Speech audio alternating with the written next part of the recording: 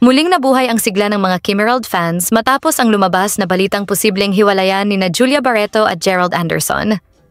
Matapos ang mahabang panahon ng katahimikan ay ang tambalan nina Kim Chiu at Gerald Anderson ay muling binibigyang pansin hindi lang ng mga fans, kundi maging ng mga tagamasid ng showbiz industry. Hindi may kakaila na malalim ang pinagsamahan nina Kim at Gerald.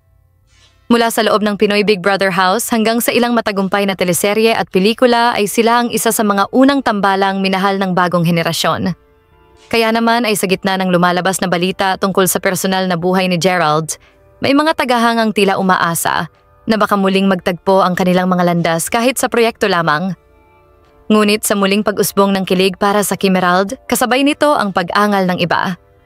Mula sa mga fans na kasalukuyang sumusuporta kay Kim Chiu, at sa kanyang real-life partner, mariin ang kanilang pagtutol.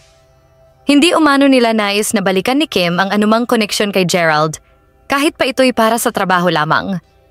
Para sa mga taga-suporta ni Kim ngayon, tapos na ang kabanata ng Kimerald.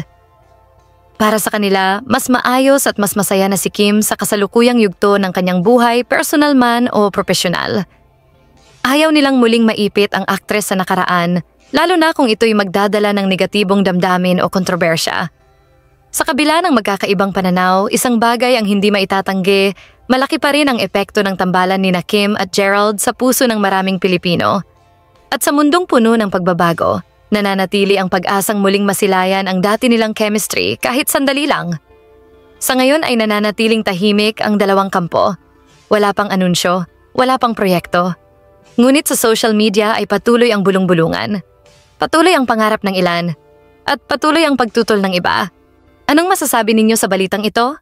Magkomento sa ibaba at huwag kalimutang mag-subscribe for more videos. Maraming salamat sa panonood.